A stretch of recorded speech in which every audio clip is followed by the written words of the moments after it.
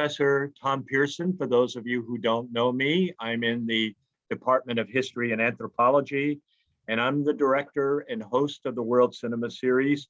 And I want to thank all of you. It looks like we've got really a good number of people here already, and I think more will be coming on. So thank you so much for joining us for this film discussion and for supporting our mission of educating and entertaining with international films. I am really excited about our film discussion tonight on Atlantique. This is really, in my judgment, a gripping film. And I'd like to begin with a quote from a reviewer about the film Atlantique. So in reviewing Mati Diop's film Atlantique for RogerEbert.com, Monica Castillo, a film critic, writes, and I quote her, "In watching so many films in a given week, month, or year, it's rare to find one that sustains its thrills throughout its runtime, matches its gorgeous imagery with a compelling story, and defies easy categorization. Mati Diop's haunting narrative feature debut, Atlantique, is one such movie. It's unlike other movies you'll see this year or possibly this decade," end quote. So that's really pretty high praise when one thinks about it. And it's praise for the first Black female filmmaker to compete in the main competition in the history of the Cannes Film Festival. And in 2019, her film Atlantique won the Grand Prix, which is the second highest prize that they award at that renowned film festival. However, I think given her French and Senegalese upbringing and heritage, Mati Diop, not surprisingly, has launched an impressive stream of films that calls to mind her family's creative talents. For example, her Senegalese father, Wassip Diop, is a leading jazz minister. Her late uncle, Jibril Diop Mambati, was one of the founding fathers of African cinema. He was the director of two classic films, Buki Buki and Hyenas, from the early 1970s, both of which were satirical classics of Africa under Western colonialism and during the decolonization era. For her part, Mati Diop grew up mainly in France and achieved her first notices as an actor, co-starring in Claire Denis's film 35 Shots of Rum. She went on to act in the last decade in a number of other features and documentaries. But more to our point tonight, in 2009, a year after she made 35 Shots of Rum, she tried her hand at directing, and she began with a short film entitled Atlantique, which became the framework for the film we are discussing tonight. Because what happened was she was intrigued by the migrations of Africans in 2005, 2006, crossing the Atlantic for Europe in the pirogues, in the boats that they used. And she was struck by the hardships, the nature of that journey. Their mission as they traveled across the ocean was summed up by the Wolof slogan, Barca Mba Bazak, which means Barcelona or die. So Diop went to Senegal in 2008 to see a cousin who arranged for her to meet some of the travelers who were planning to set out. And she was not surprised to learn that poverty was driving many of them to risk their lives at sea in order to reach Europe. But she was astonished, really astonished, by their resolution to make the trip. Because as one young man told her, quote, "When you decide to cross the ocean, it means you're already dead," end quote. Mm-hmm.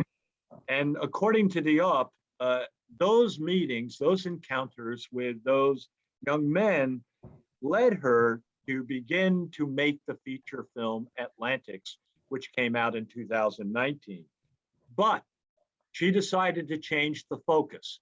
Rather than putting the spotlight on the men who set out to sea and focusing on that like she did with the film Atlantique a decade earlier, she decided to focus on those who were left behind in Senegal. Because, as she put it, the boys were not here anymore. And so she made the film that we're going to talk about tonight. She also said on that occasion, that meeting with those young men changed her view of the Atlantic Ocean. So no longer did she see it as simply beautiful in its aesthetics, but instead for her, she, as she put it, quote, it became like a grave, end quote. So she began to really look at the feature with that in mind. So the film Atlantique is actually a film that, as you know, if you've seen it, opens with a portrait of angry young Senegalese construction workers in Dakar deciding faithfully to sail for Spain. But it quickly morphs into a teen love story before it switches genres again and becomes a cop caper whodunit and a supernatural horror piece, replete with mystery illnesses, graveyards, and wide-eyed zombies setting out on a track of vengeance against those who persecuted the young men as well as those left behind. Also, the film shifts continuously in its colors and its tones. Part of that was her effort to show the pollution that had really clouded Dakar with all of the construction going on. So we have a film that, to me, really tosses the viewers like they're in the surf, but swallows up the travelers in the pirogues. And in essence, it's a film that synthesizes three elements.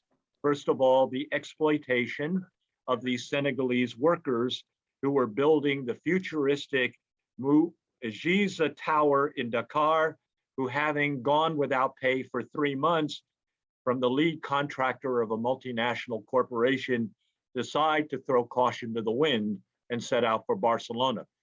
That's the element of the story that initially attracted the World Cinema Advisory Committee to put this film in the lineup this year.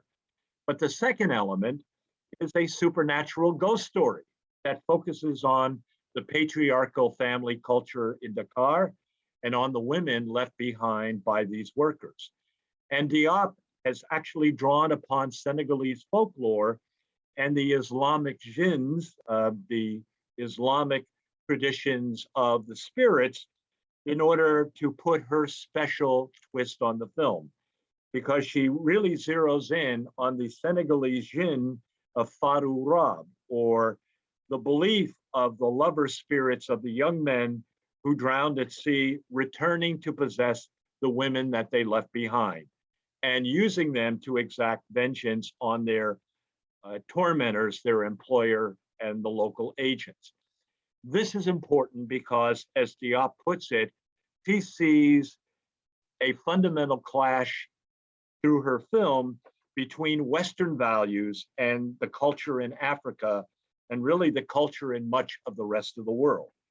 And then finally, the third element is that Diop uses the love story of Ada and Suleiman to focus on youth culture and adolescent rebellion, which is one of her favorite themes in all of the films that she does.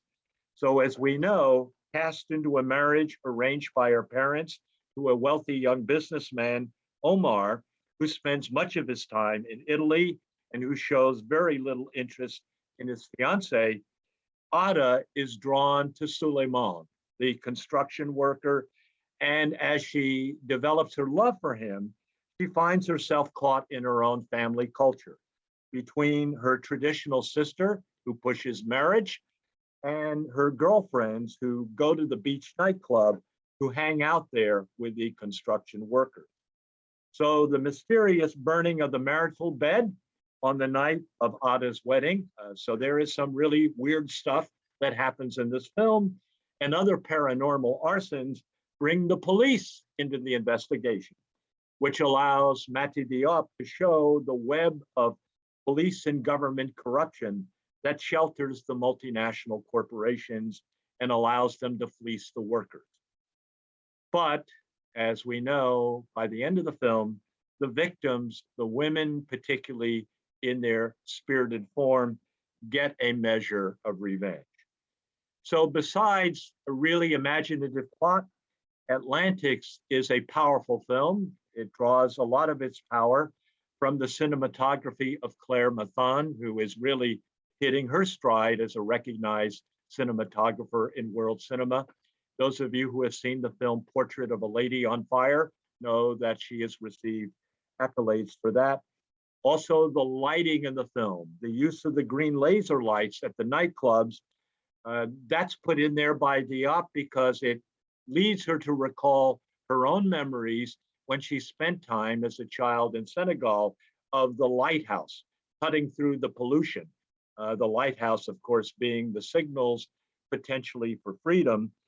And then we have the haunting eclectic music of Fatima Al-Qadiri, and above all, the performances of the lead characters and the actors, especially Mama Sané as Ada and Ibrahima Traore as Suleiman. But I would say most of all, and Diop makes this point, the main star of this film is the Atlantic Ocean. The ocean as a force of life, migration, and diaspora. Connecting it to the history of the slave trade and colonization, Diop notes, and I'll conclude with this quote, "The Atlantic Ocean is a very haunted place for the global Black community, from the West Indies and the United States to Africa. It's a very charged place. And that's why I put an S to the title of my film, Atlantique, because it was a way to talk about actual migration, but also to touch on the other ghost stories through the story of that crossing. The ocean is both political and mythical," end quote. So on that note, as we normally do, for those of you joining for the first time, I'm going to ask Stacy if she would run the trailer for Atlantique to remind us of the film we've seen, and then I will, with pleasure, introduce our two discussants. So Stacy? Sure. Before I start, just a few housekeeping items. We ask that you remain on mute while our panelists are making their remarks. And then once Dr. Pearson opens it up for questions and comments, you can unmute yourself to speak. Also, this is being recorded and it will be posted on the Center for the Arts YouTube channel. So if you do not wish to be on camera, but you still have a question or comment, you can leave it in the chat and I will read it out for you. So without further ado.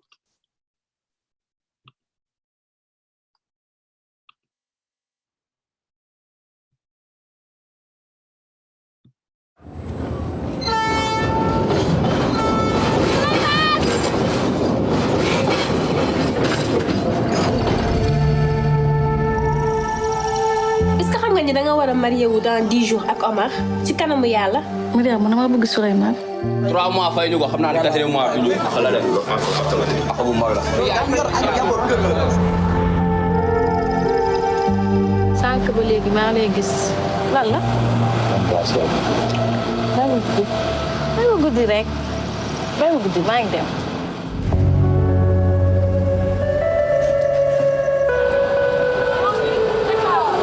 Ada xale góor yi dem na. Lan? Xale góor yi dem nañ géej.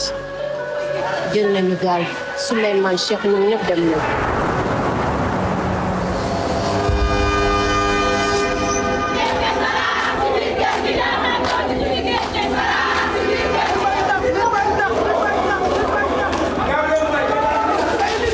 Inspecteur Issa Diop, il va charger de l'enquête.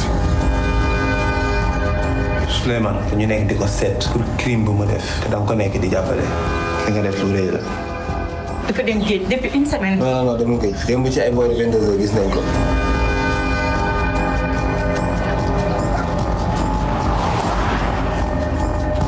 Souleymane mu ngi fi. Lii la la. Démb si guddi am na lu ma yëg sama yaram. Kii Souleymane la man xam naa ne moom la sentir naa ko.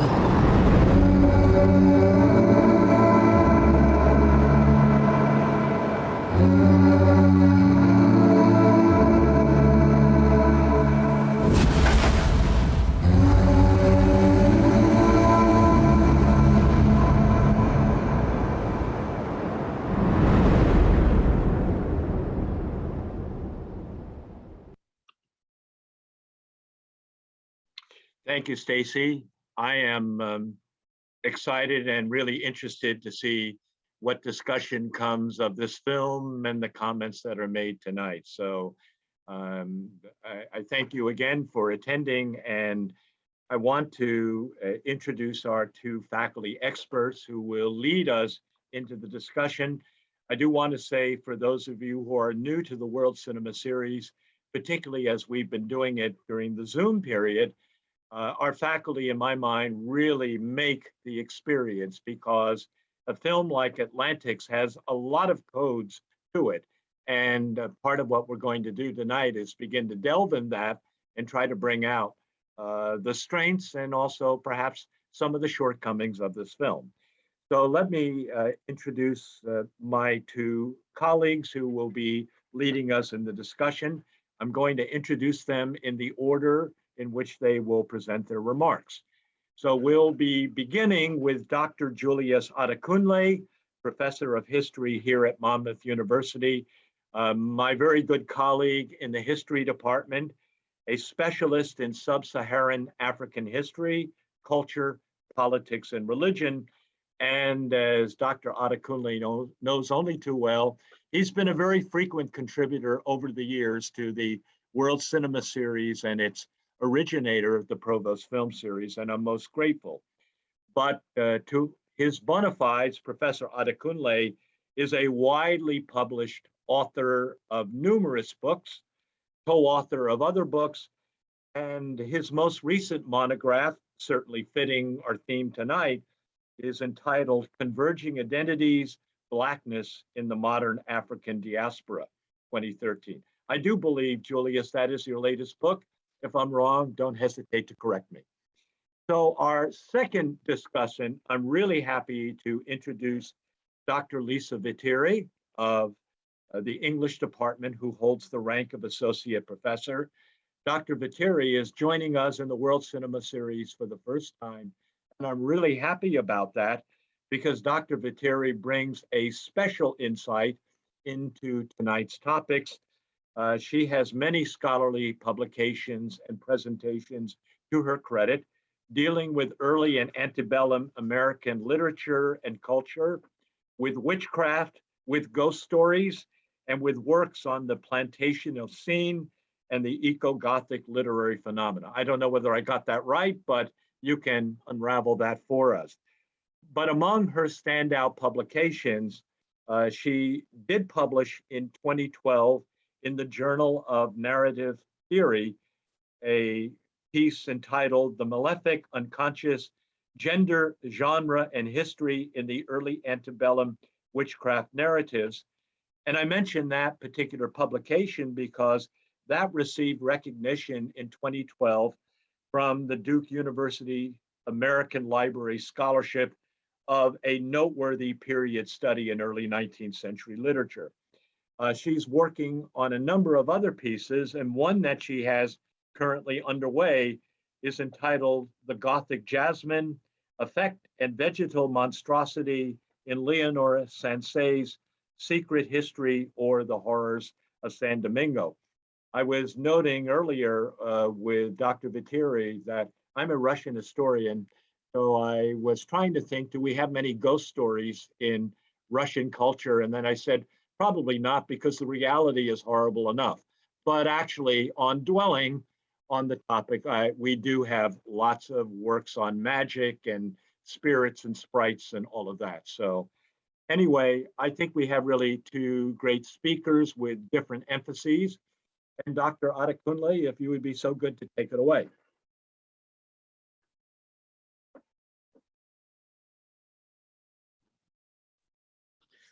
Thank you very much. I do appreciate the introduction. If we have watched the movie, I think we all agree that it is an interesting and powerful romantic movie.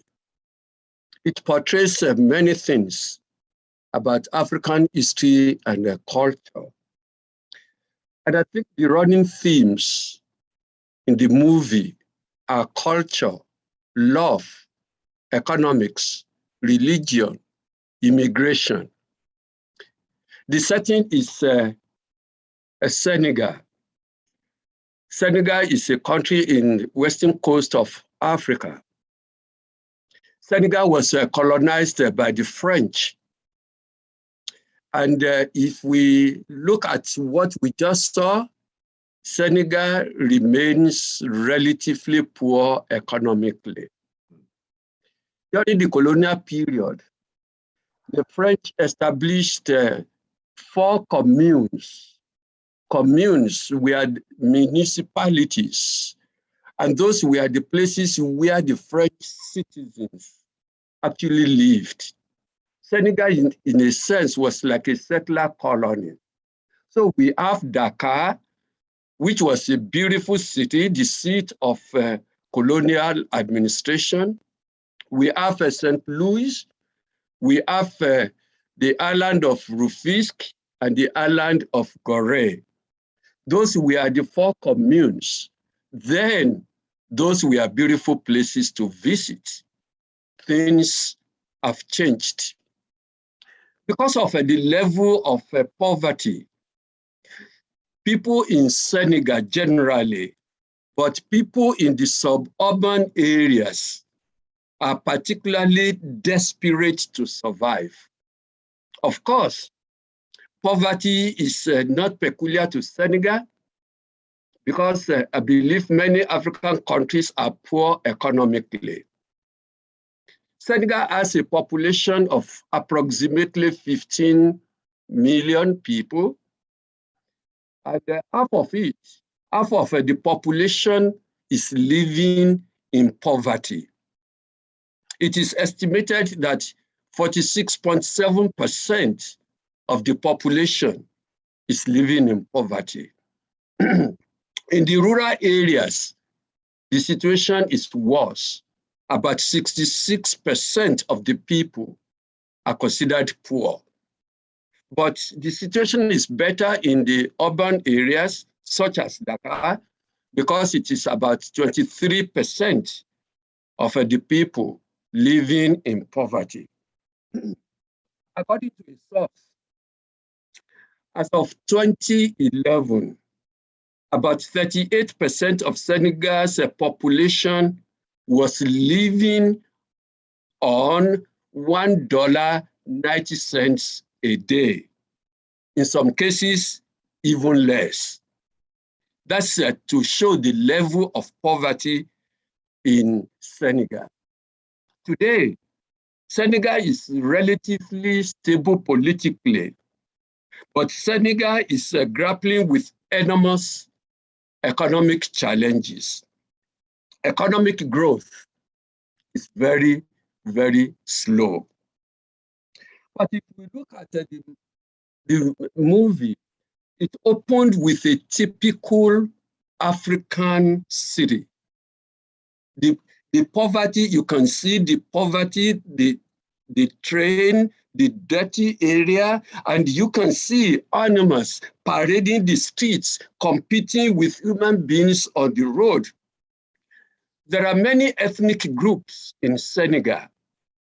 We have the Fulani or the Tukula. We have the Soninke. Actually, the Soninke, we are agricultural people. We have the Moors. We have the Wolof. We have the Sere. We have the Bambara. Even though all of these people have certain occupations, all of them own livestock. But particularly the Fulani and the Moors live on livestock. They are herders, they are specialists in livestock. They go anywhere, they go everywhere to pasture their cattle. And since independence, economic realities have proven that many African countries are struggling to survive by earning a living through livestock. Historically, pastoralism has been part of African economy, and open grazing of cattle has not been effectively controlled in many countries. I come from Nigeria, And I can say till now, the government and the people are dealing with open grazing. The Fulani herders are going everywhere. Even your backyard, you will see cows, you will see the cattle, which is not good in any country. But the movie also depicted the attitude of wealthy people who exploit the poor people by not paying them very well and not paying them on a regular basis. Not just individuals, governments owe workers months and months of salaries. University professors go maybe 12 months without receiving a single cent of a salary. That is also telling us about the poverty in Africa. But in the movie, Mr. Ndaye, a businessman, owed his workers several months of wages. Guess what? He traveled out of the country without paying these poor workers. And the movie shows some of the workers who lost their lives, taking up female nature, female spirit as ghosts. They were haunting Mr. Ndaye because he refused to pay them. They were asking to be paid. When we look at the ghost aspects, in some cases in Africa, you discover that it's related to the source of wealth of Mr. Ndaye, that his source of wealth was not clean, that maybe he used charms, he used the spirit of people to get wealthy, to be wealthy. That is why the spirits were haunting him. In the movie, they burned down his house because they wanted to be paid. But the most interesting part of the movie is the romantic relationship between Ada and Suleiman. The movie demonstrates, as far as I can say, the power of love. The movie shows that love and wealth sometimes don't travel together. Ada, a beautiful teenage girl, was in love with Suleiman, a poor construction worker. After spending an enjoyable night together or time together, Ada and Suleiman planned to meet again that evening. But Suleiman joined the other boys on the perilous boat journey to Spain. They were trying to escape the poverty of suburban Dhaka to look for better jobs in Spain.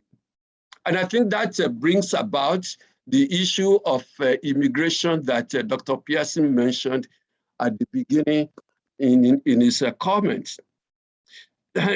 Illegal transportation of people to Europe across the Atlantic Ocean. That is why the Atlantic Ocean becomes the grave of many people. Dr. Pearson mentioned one of the books Eddie Williams and I edited, Converging Identities. When I was writing that chapter, I did a survey. Nigerians, Africans, all different groups of people. Why are you in America? And most of them gave me the reason they were looking for greener pasture. So those workers who traveled on the Atlantic Ocean, we are looking for greener pasture. They were looking for better life in Barcelona or generally in Spain. The movie indicates to us that Ada had been engaged to Omar. Omar was a wealthy young man. He comes from a wealthy family. But like I've said, and as I believe, as all of us know, money does not buy love. the marriage between Ada and Omar was prearranged. Prearranged marriage was common in Africa. I believe in some places they still do it today. Some of the prearranged marriages succeeded, others failed. When I was in Nashville before I came to Monmouth University, there was a couple, a Nigerian couple, who celebrated their 30th wedding anniversary. It was prearranged marriage. The woman was just taken to the man. They never saw each other.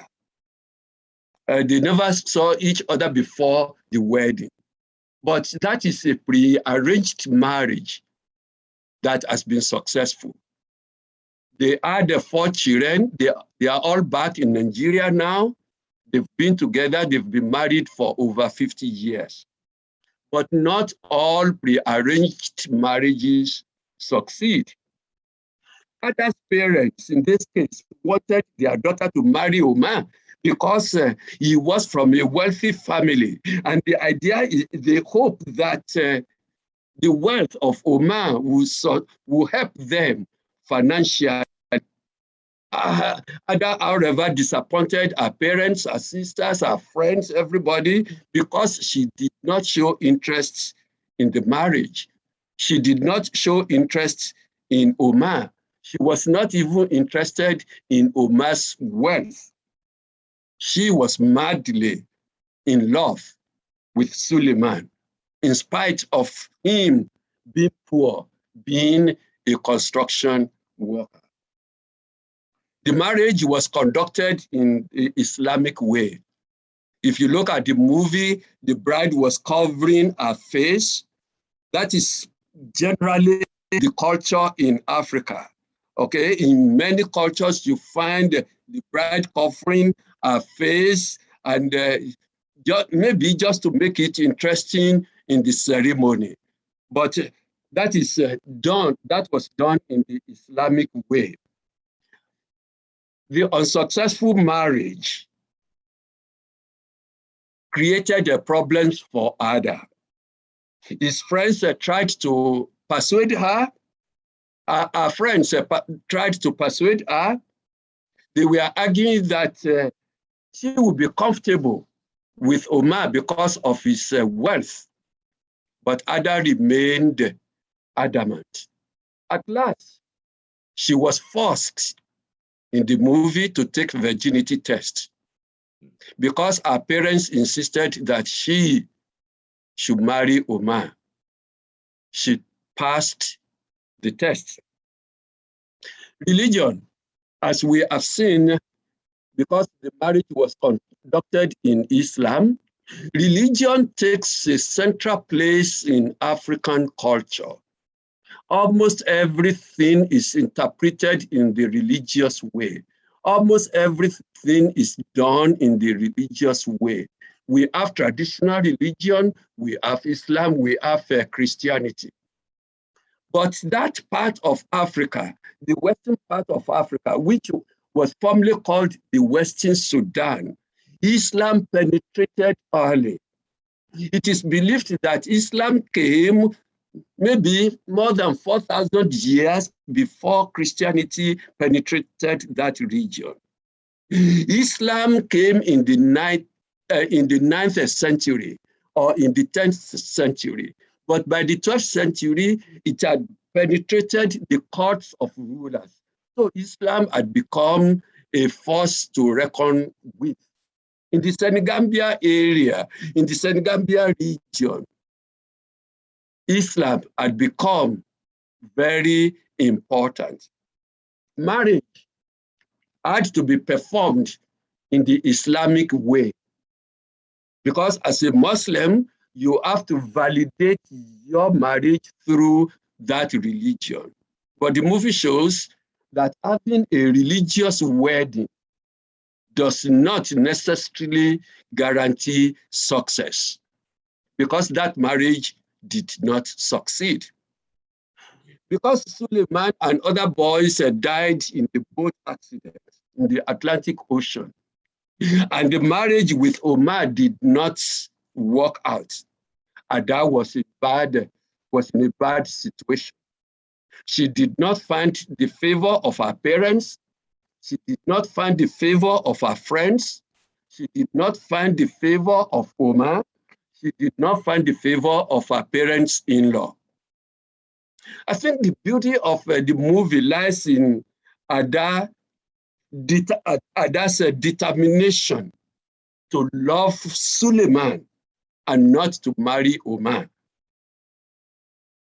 She did not actually love Omar, but she was being forced to marry him because of his wealth. Ada was hoping to reunite with Suleiman.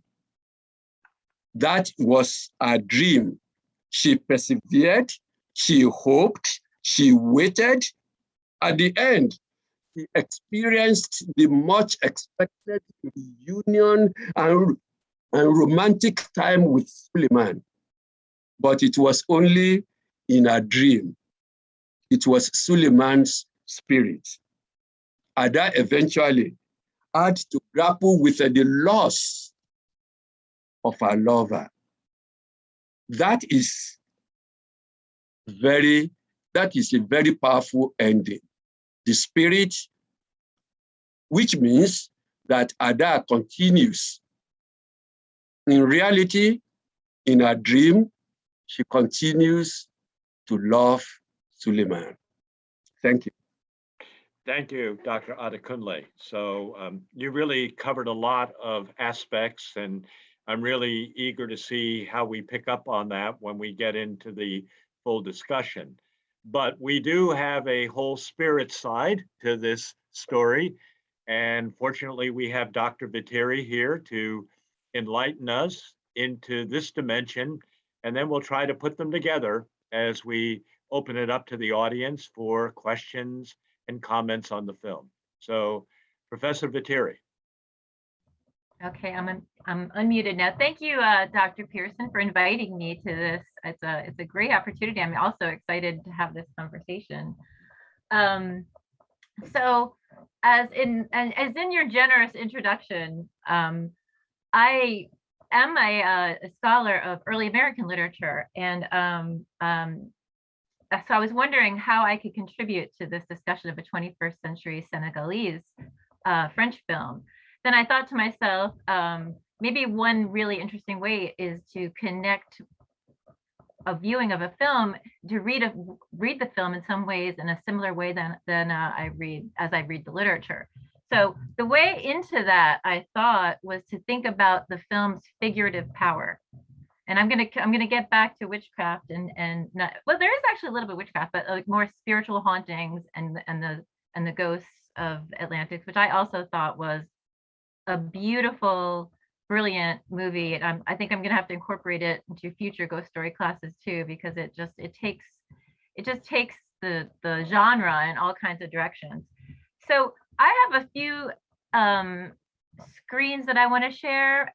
I don't want to lecture you on English methodology too much, but I do want to remind you of a concept that I think, hold on, where to go? I'm coming, hold on. I don't know if you can all see this. I have some, okay, so bear with me a second here, slideshow from beginning. Okay, I want to, I think it's worthwhile to review the concept of a figure, because a ghost story is a figure. And as we were talking before this panel discussion started, the particular figure of ghosts and hauntings has this sort of like irresistible lure to it. You know, like we can't stop, as Dr. Pearson was using metaphors of spirits and hauntings and ghosts. They just sort of come up naturally in some ways. And I actually addressed this in one of the articles that I wrote, where I talk about the spell that they exert over us in some ways is related to language. And that's why I want to talk about the power of the figurative, which is just to remind everybody, this is my only slide with any kind of literary device definitions from the OED. So figurative comes from the word figure, which is an emblem, emblematic, typical, pertaining to the pictorial, what is visually represented.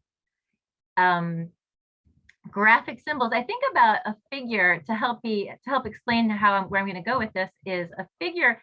If you think about figures in, say, sociological or even scientific articles and studies, what a figure does is it creates an image of something that is also based on the truth of what is in the study. So you have a chart or a circle or a graph. Those are figures, which is to say they're not fictional. They're based on truth, but they sort of bear a different relationship to the truth than the article or the truth or the history itself. So that's that. So I want to just talk about the three main figurations, which I'm using the word figuration because figuration talks about the notion of applying a figure to another. It's a process of figuring. So the three areas that I wanted to focus on were ghosts as a figuration, and that includes specters, and a concept that has been in some really recent eco-criticism that I've read called spectrality, which again, it takes it beyond the notion of a figure of the ghost and thinks about the essence, a quality of something having a spectrality. It's a noun. Again, there I went back to the English thing, but there you go. Spectrality, ghosts, specters, and spectrality. I want to talk about, Dr. Pearson already hit on a lot of these things, but the Atlantic Ocean also as a figure. And I want to look at the Mujiza Tower, which is an essential figure also. I want to get to that, but I do want to point out at first, the tower itself, which plays such a fundamental role in the narrative, is fictionalized. It's interesting because in talking about, one of the main things I'm talking about here is the relationship between history and a literary genre, really, of ghost stories. So if you think about it, here is this tower that's standing in the middle of so many, it's so prominent, a figure, again, in the film that it has, and it also has a sort of like, they all tie together in some ways because the tower itself also exerts quite the spectral force in a lot of ways. When I want to explain a little bit about spectrality first, so that's the main figure. Okay, wait, there's some ghosts there. These are the ghosts. I'll just leave this slide here because she's actually I like this one better. So director, I think as Dr. Pearson said, director Mati Diop stated it was her explicit purpose to write a ghost film. She uses that word. She said herself that the choice of film genre arose precisely from the fantastic dimension inherent in the reality I observed or perhaps simply dreamed up. That's her own quote. So she went into this identifying the genre, and you saw at the end of the trailer, a love story is always a ghost story, or a ghost story is always a love story, which is again another way that the figure itself entices us to see reality. So I teach the ghost story class. I think a number of you are in my class now, and I think somebody or one or two people have been in past courses. And one of the things we often talk about is the power of the metaphoric power of ghosts and hauntings, that they seem, people think of ghosts as spooky and fantastical and out of touch with the real. But one reason that writers, filmmakers, speakers, songwriters, poets, even just ordinary conversations include these metaphors incessantly and maybe even compulsively. So because a ghost itself as a figure, I'm like sort of just identifying it as a figure, not as an essential kind of spiritual reality for my purposes.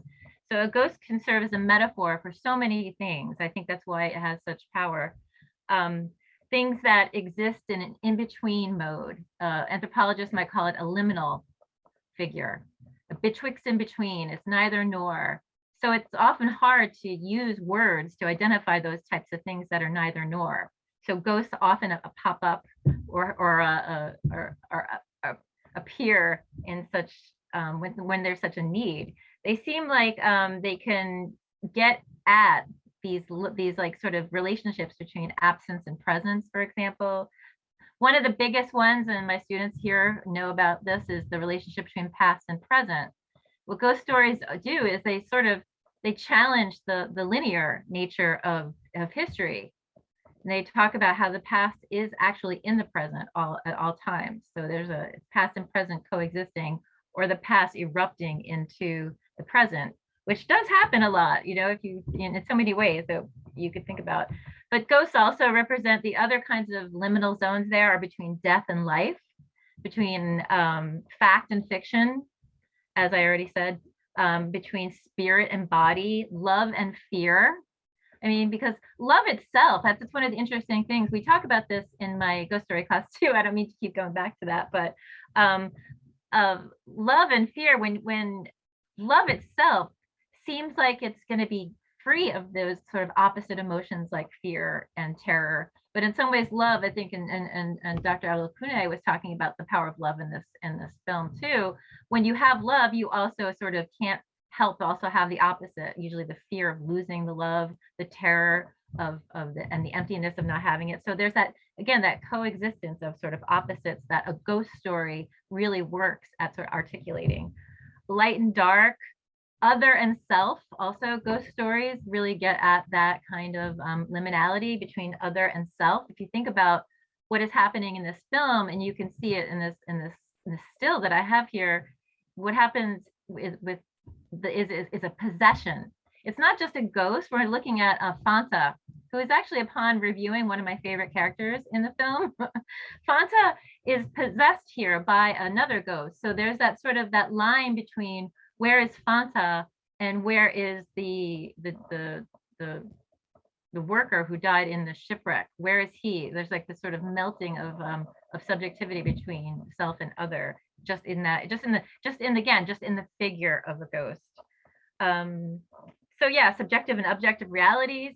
And another thing that is being explored in a lot of scholarship right now is the relationship between the human and the non-human.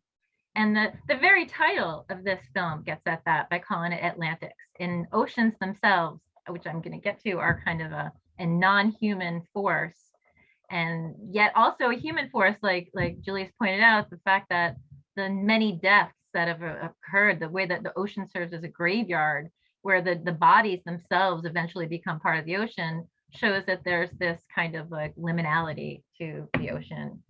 So just to talk a little bit more about the figurative power of ghosts, they also, and this gets at some of the political dimensions, ghosts allow us to articulate the power of invisible forces, things that you can feel but not necessarily see. They also represent how we can get, and this is kind of an invisible psychological, maybe forces of trauma too, things that we get stuck in and you can't move out of, the way ghosts get, they're sort of, they need and they want to get out, they just can't get out, they can't get unstuck. So that, again, that helps the ghost serve as an effective figuration. I'm going to use that word for affective states too, because emotion itself is something that is, that requires a figure, a way to speak of it. That's an emotion itself is so kind of ethereal, and you can't see it. You have to sort of use kind of like things in the outer world to try to articulate it.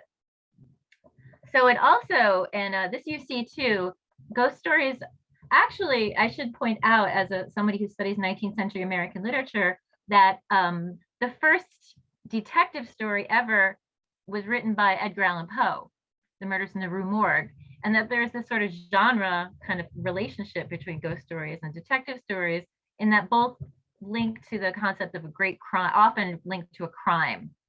And in some ways, as you could see, when you have a crime, you usually you have a plot that seeks to unravel it. So in some ways, that's how the ghost story and the crime story, and that's what this story is about too. It's about the sort of cosmic vengeance and the cosmic sort of righting of a wrong that is allowed to take place through these higher spirits that come and take over the bodies of these teenage girls for the most part.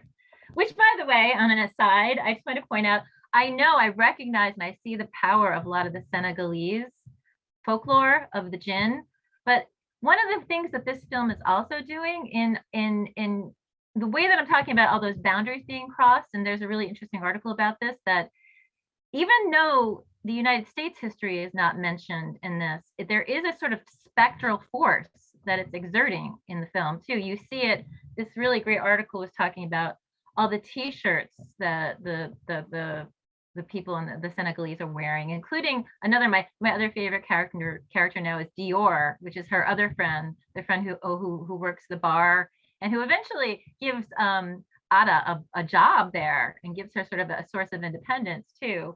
I think I just might have lost myself for a second there. Oh, the power of the haunting, the way that the United States itself is exerting a force. I mean, in several ways. I mean, one of the ways that I noticed that it was Dior. Dior is wearing a T-shirt with the flag of the United States on it for a good part of the film. So you're sort of like, again, it's what that T-shirt is doing. It's sort of an object that's relaying a message without necessarily speaking it, and it's sort of, but it's sort of floating around. It's not part of the plot. It seems like it should be the background, but it's actually sort of exerting a force in a lot of different ways that I could talk about. I'm trying to see if I'm doing okay on time. So another thing that ghost stories do is they highlight attachments to place, to home and family, which relates to what Julius was talking about, and other even kind of like abstract concepts such as or abstract realities like capitalism and globalization. How, you know, the fact that that tower exists the way it is capitalism in some ways embodied, but not capitalism at the same time. It's this structure. So that's another way, and that's another sort of metaphoric or figurative power of ghost stories. So using a ghost story then as her form, Diop expands her narrative beyond the present and also beyond a single location, while also focused deeply on a single place. So she's doing both at the same time. So the ghosts are as has been said already, the ghosts are the spirits of the men seeking and then achieving, and that's an important point in a ghost story too, achieving the justice from the wealthy and powerful Mr. Nidier. I'm not sure if I'm pronouncing that right.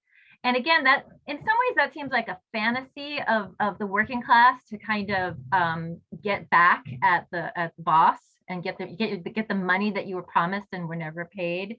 But again, the film isn't working just on the fantasy realm. It's also working. It's the spectral experiences that Ata have a real world effect on her, and that's something I didn't notice until the last viewing. I watched this movie 3 times now, or maybe even 3.5. So, because one of the things I noticed is that Ada goes through this sort of encounter with the spectral and with the spirits as they are inhabited in these women's bodies. But once you see her gradually kind of developing a sense of autonomy based on her relationships with these spirits, and that's in some ways also what a lot of some of the scholarship on things like ghost stories and what I've studied, which is the Salem witch trials. And that's what I was going to go back to. I'm sorry, I wanted to go back to that point about the United States, because one interesting thing that I read about Mati Diop is that she wrote the script for this at Harvard University. She had a 2-year fellowship. And of course, I'm thinking, I've studied a lot, wrote my dissertation on the Salem witch trials. I'm thinking Harvard, pretty close to Salem.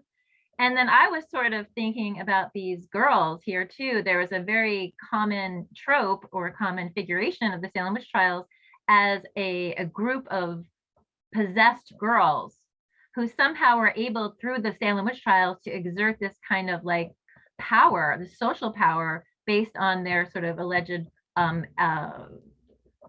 relationships with spiritual essences. So that reminded me of it, because to go back to Ata, she is able to achieve social, economic power through spirits. And then what you see her do, and I thought this was so interesting, is she starts to speak up to police, to her father. You know, I think, yeah, like you were saying, Tom, for patriarchal institutions, because she is sort of endowed, you know, sort of like filled with the spirit of something that's higher, a higher authority. And that's also a very powerful role that ghosts will play in the genre. They'll play the role of a force that sort of transcends earthly forces.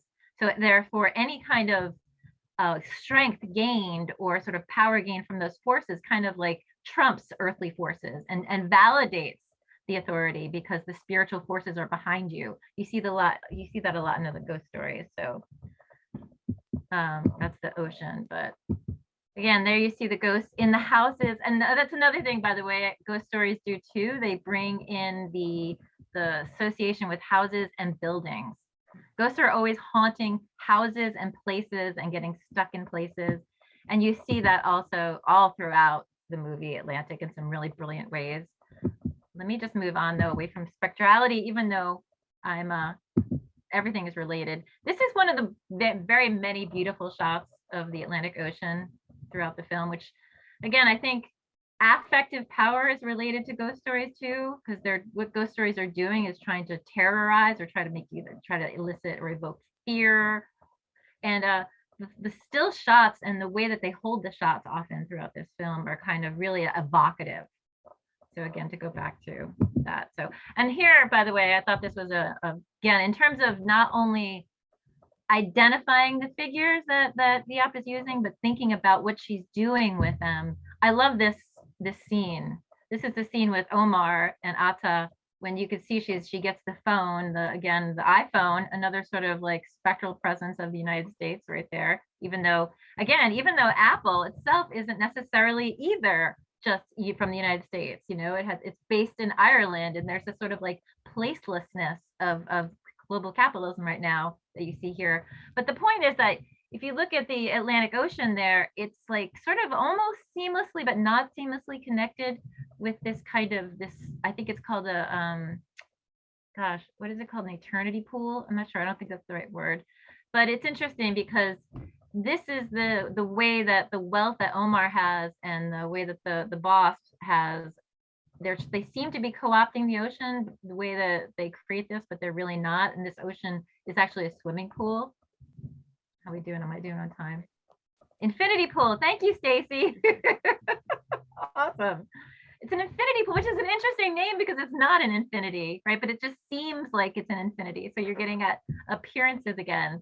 All these resonances, by the way, I think it's just showing her brilliance, in the way that she put all these images together, the evocative nature of all these images working together and creating this kind of this film. So that's one image. I think, hold on, I thought I have another one. Oh, there. Oh, the tower. This is let me think if there's anything I wanted to say about the ocean. I'll just skip to the tower. I'm not sure.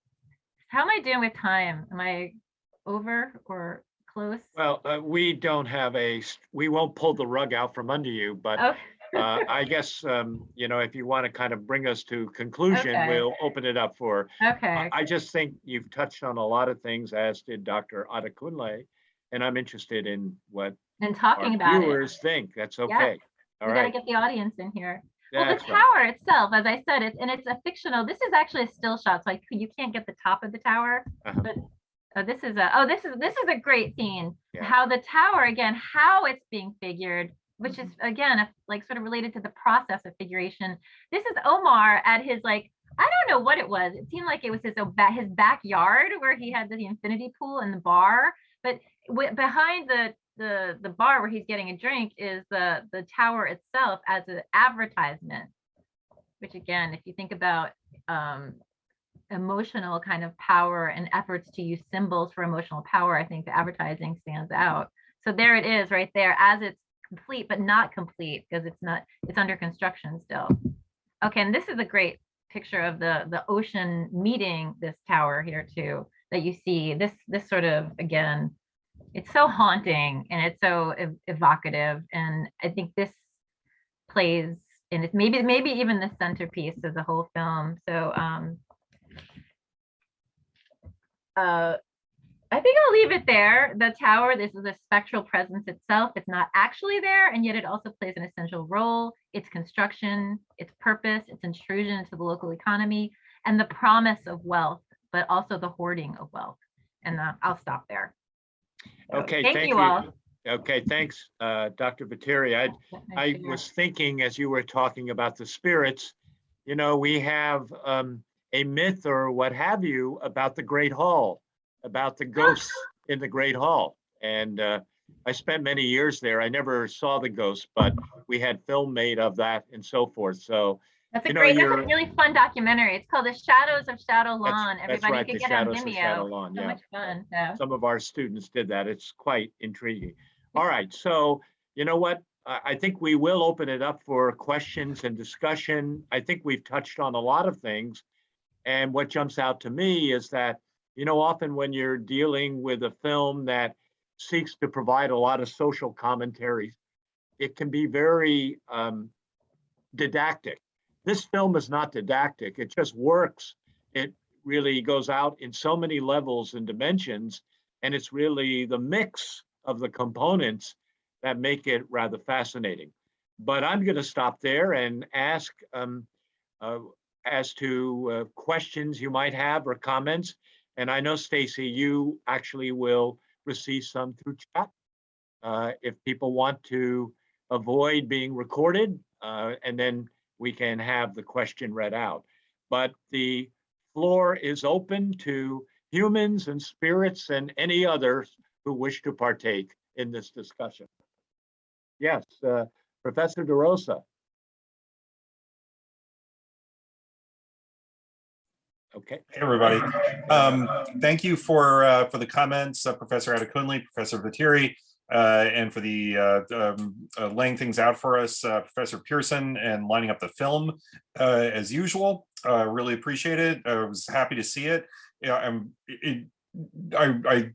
stuck my hand up right away because you mentioned that the film was not didactic, and that was one of the things I wanted to come and talk about that I thought was really most effective about it, was that it sets up this economic situation and this battle over the pay, the early going, that I thought was going to be a dominant thing in the film, and then that's taken off the table, and it's Ada's film, you know, really for the duration. And so she becomes this powerful character. And at the same time, just to tie into what the director calls a ghost story, what we've been calling a ghost story here today, and I think probably in Professor Vitteri's the literature that she's immersed in, I'm sure that's proper definition. In probably casual definition, I would imagine most people think of ghosts as apparitions of sort of some sort of image of the dead that's appearing either translucently or walking around or something, whereas this is an inhabitation, and it's specifically a male inhabitation of the bodies of the women in their lives. And I think that throws a curveball, because on the one hand, it's Ada's movie. And she's the central character, and her strength is mounting through the movie, as Professor Vetere pointed out. At the same time, I think the question of agency is complicated by the fact that it's the men who are using these bodies to act out the end of their own business, right? Their own, you know, their own transaction.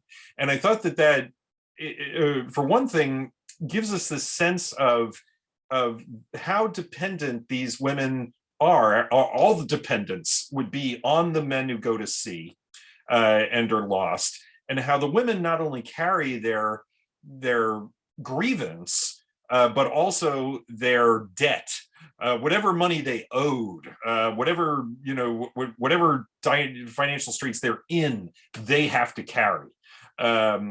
When these you know, these earners are taken out of the scene by their death at sea. So I wondered if any of our speakers wanted to talk about women's economic agency in either the film or in Senegal, and how the film complicates it. Did you feel at the end, having watched it, I'd be curious if anybody wanted to weigh in on this, did you ultimately feel that this was a film about women's agency, or about men inhabiting women and women being subjected to men's agency? Thanks. Okay, Professor Adekunle, if you'll unmute yourself, I think you wanted to jump into this discussion. Yeah, if I can make a comment on the ghosts. Usually the ghosts will come using somebody else's face. A woman may come in the face of another woman, so that the man or the person would not think about the real person behind coming as a ghost. I don't think it is usual for a man to appear as a woman as a ghost. So in this case, I think it's, I'm not from Senegal, but I don't think it is usual for the ghost for a man to come as a woman. Maybe there is a reason for Diop doing that, all right? Maybe for Ndaye, the businessman, not actually recognizing the women as his workers, as men, I don't know. But usually, at least as far as I know, because if we go to witchcraft in Africa, those witches will come in the nature of another person. They will take the picture of another person. I know of this medicine man. If you want to do something, they will ask you for the picture of somebody. So you will come in the picture of that person. So you are hiding your own reality. You are hiding your own image and appearing in somebody else's image. That is one way. Another thing is that because of the source of wealth, we don't know the source of wealth of this businessman. And usually it is believed that you can use human blood, you can use human blood or parts of a human body to make money, charm, or juju, or whatever is called. So those women perhaps were the source of his wealth, and that is why they were haunting him. And more often than not, women are used in such cases because men will overpower women and they will lure them into doing what they wanted them to do. I don't know if that answers the question, but that is an explanation I have. I wanted to pick up on that. I'm struck that the film, while it has the male spirits entering the women's bodies, I really read it as a film of female empowerment. And not only does that show through the main character, as you point out, she grows in confidence and power over the course of the film, pushing back against these patriarchal symbols.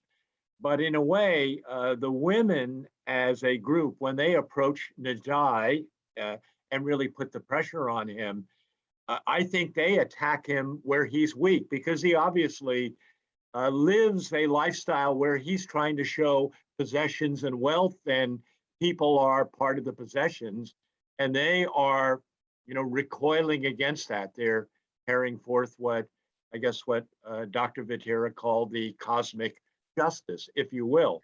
And they strike me, and based on what I've read about Diop, I think it's clear that she's trying to make a strong feminist statement in this film as well. So that's another dimension. Maybe others see it differently. So Professor Cipriani.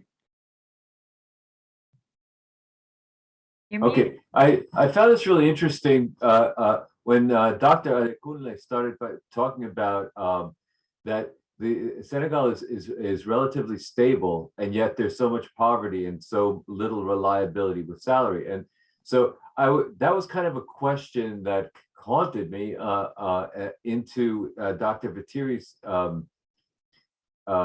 part of the presentation. and I'm thinking about that liminality between wealth and poverty. So I was just wondering if that the fact that if this was something that was a real like a persistent belief in Senegal that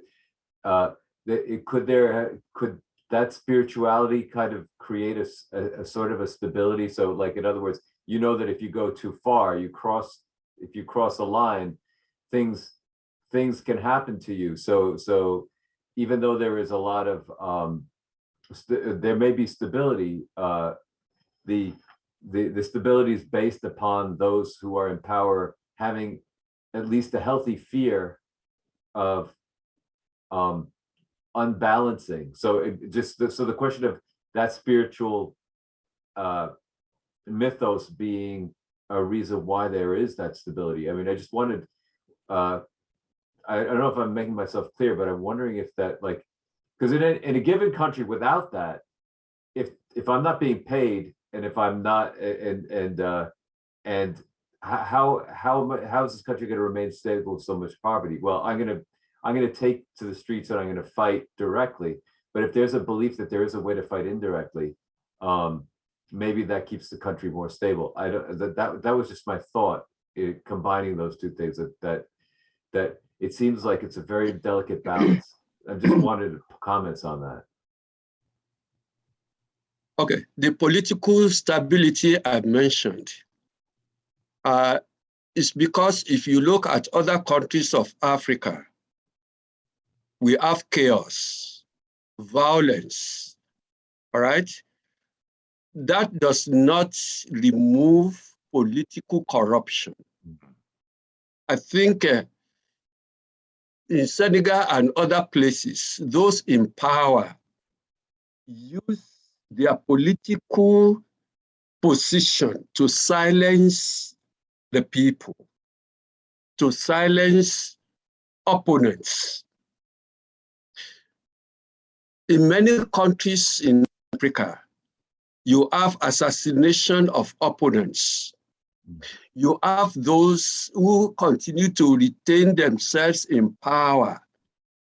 That is because of what we can call political corruption. But when we look at poverty, like I said, the growth is slow in Senegal. And one of the reasons is because most African countries are exporters, not importers. The government controls the economy. The government is the largest employer, okay? So there is little room for economic growth when there is no privatization, when there is no liberalism in economic liberalism. But those private business owners also continue to exploit the poor people. And because those people depended upon them, there is little room for them to rebel, to strike, or to oppose them.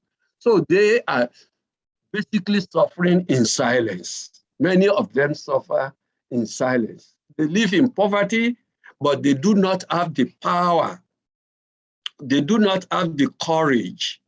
They do not have the support to be able to strike against their employers. And I think that is one of the reasons in the movie why these men came in the nature and taking the spirit of women, because they were looking for justice. And setting fires, because you can't, that I just thought that was interesting too, that the women, I mean, somebody set these fires. So it's something you can't trace back, which I thought was very, very interesting. That or you can blame it on ghosts. I just thought that was fascinating about that way of rebellion. Yeah, nobody knows who set the fire. Mm-hmm. Deborah. The police officer set the fire. read my mind. Yeah. Yeah, when he was reviewing the films, he saw an image of himself in the background, and his eyes were white, as though he were possessed. So from there, we can kind of draw that he was the one who set the fire to the wedding bed. Also, can I take a quick swing at the gender perspective here? Sure thing. Okay, so at the very end, Ada kind of looks into the camera and says that she finds who she is.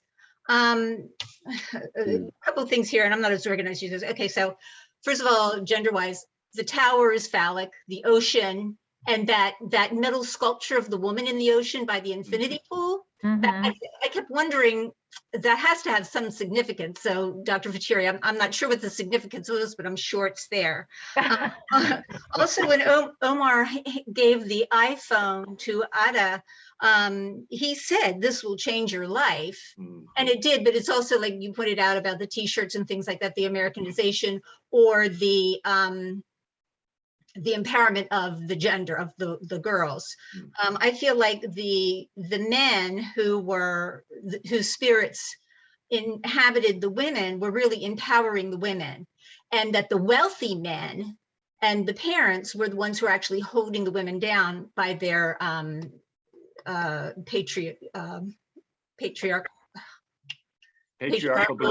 Got it. Yes, attitudes, arranging marriages for them and so forth. So I really do believe that the film did have a lot to do with the empowerment of women. And I think the men who perished at sea empowered them. My initial thought was that, hey, if you want to get something done, send a woman to get it. But I will give the spirit of the men who empowered the women to get it done. So. Okay. I know one way you can read it, instead of male spirits using female bodies, is like the dependency on the female body. Instead of like a using, it's actually, they could not have done that without those women. And I wonder if it's like again, to go back to love, they couldn't have done it if those women hadn't loved the men either.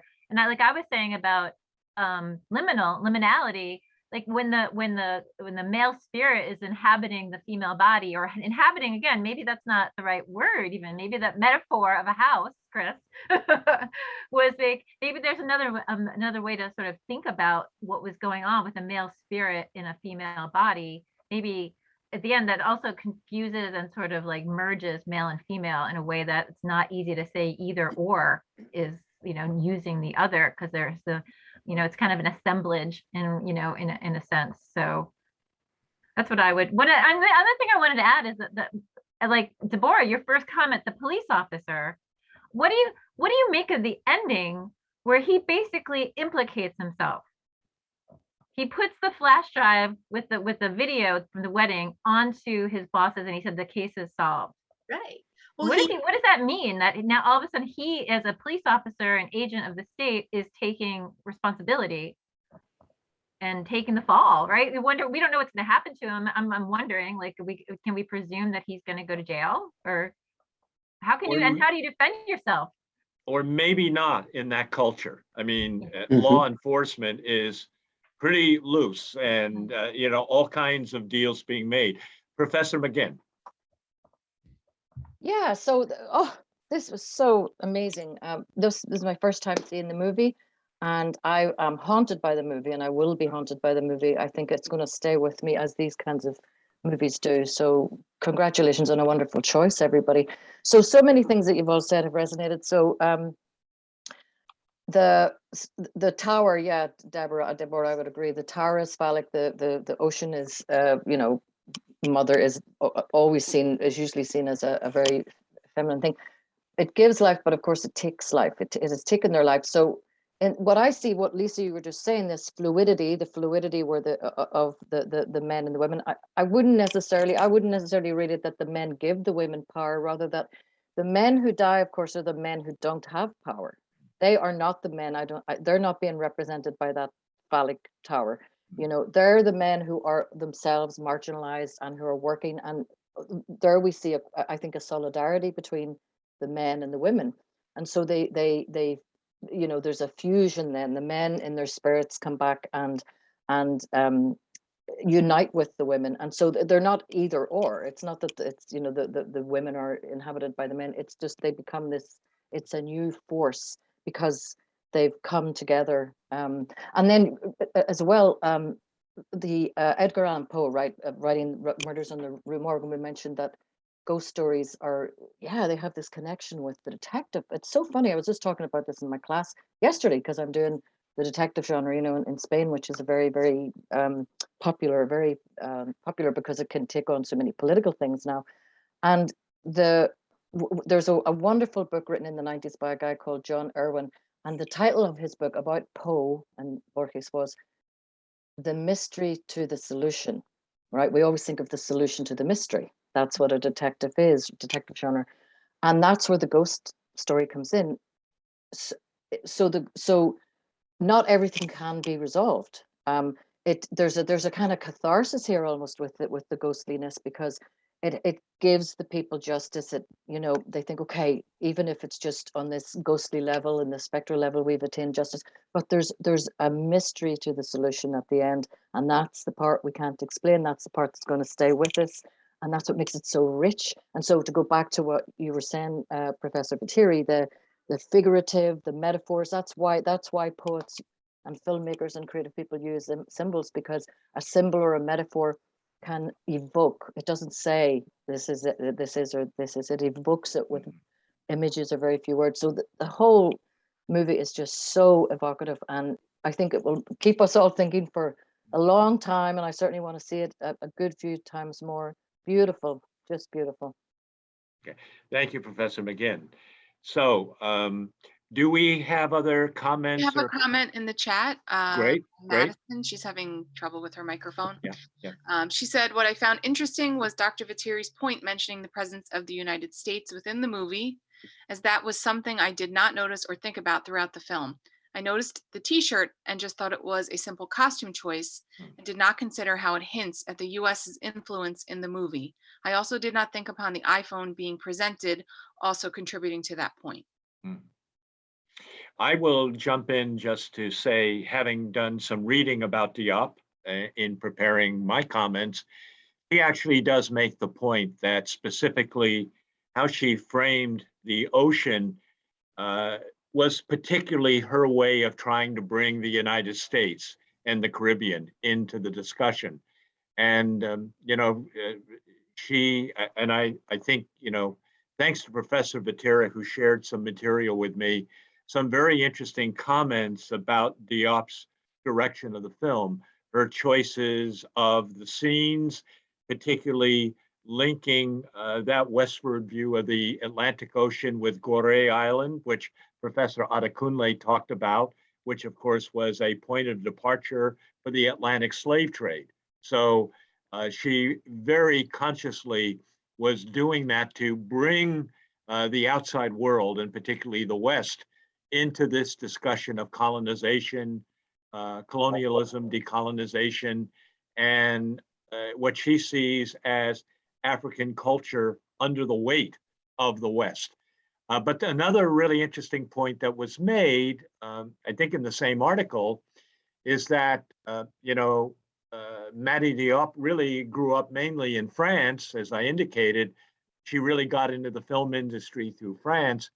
And a lot of her films have been financed by French corporations. And then, of course, the whole issue of Netflix picking up this film really created some controversies that she had to deal with, because, you know, how much more global capitalist can you get than Netflix? Well, I guess Amazon, iPhones, or what have you, but it's all part of a theme.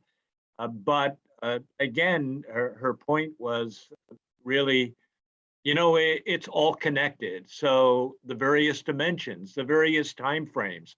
But I think bottom line, what she wanted to show was that this is a story that's been played out over and over and over again in a lot of forms. And I think, you know, she wanted to make an artistic statement, but I think she also wanted to make a social and political statement with this film.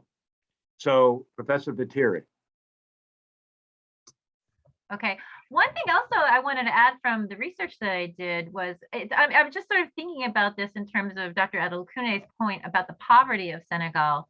And I remembered that what the director of the film did was hire native Senegalese to do all of the, she specifically hired non-professional actors and took them from that area.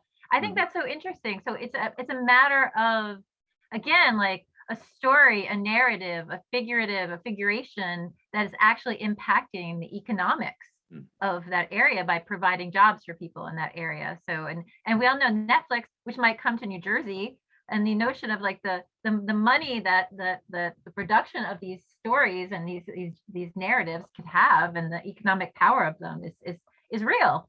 That's all. I mean, I just thought that was an interesting parallel. It just occurred to me. So. I mean, I know it's not going to save every single poor person in Senegal, but maybe, again, I don't know, it's something. Just a quick comment on the iPhone and the dresses. I think it is part of cultural change that is going on in Africa as a result of Western influence. Even no one, except maybe during the wedding, Islamic way, all of them were not in the normal African, not dressing in the African way, but in the Western way. So I think it is part of the cultural change that is taking place almost everywhere in Africa. That is just an aspect of it.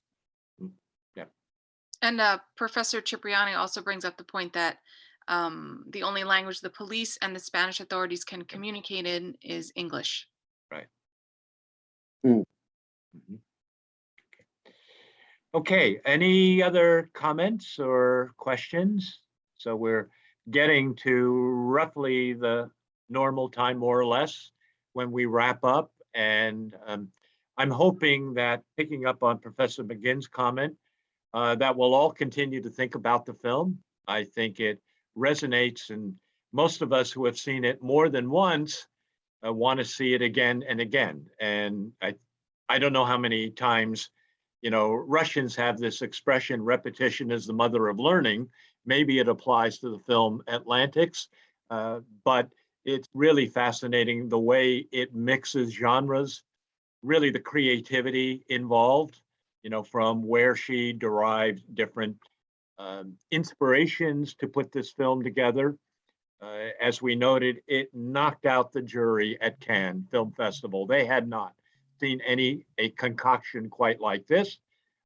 And so it kind of opens up, a lot of possibilities for future filmmaking. So I wanted to, first of all, ask for those of you who are still with us, if you would join me, maybe if you would turn your camera on so that our two discussants can feel the power of your applause for their good efforts. So let us do that because thank you. I do want to, again, salute our discussants. It's not the easiest thing to be asked by a colleague, well, will you do this? And by the way, this is the film. And whether you're a veteran or a newcomer to the task, it's enchanting. I know our advisory committee this summer, when we were picking these films, we were saying, the best part of the job is really kind of thinking about how these films fit together. But I'm hoping you feel that this film really fits squarely into the theme, living on the edge, displacement, identity, and resiliency.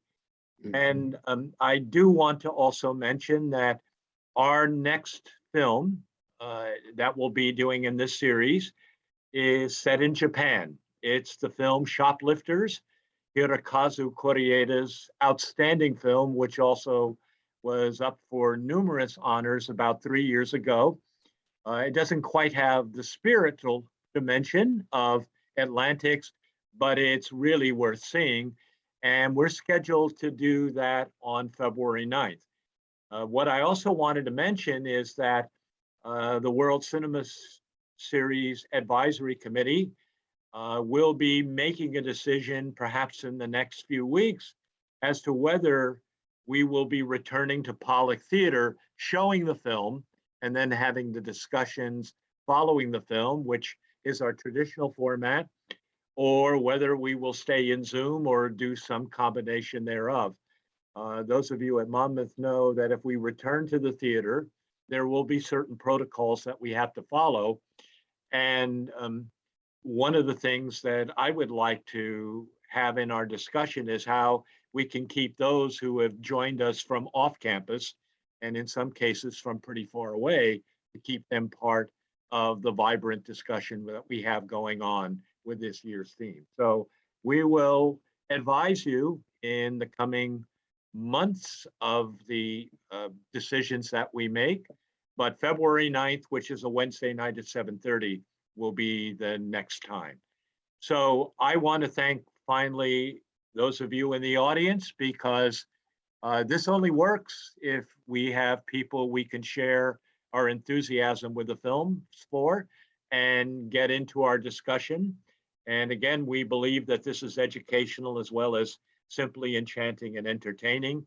And we hope you'll be thinking a lot about what we've talked about tonight and using that as an inspiration to join us next time.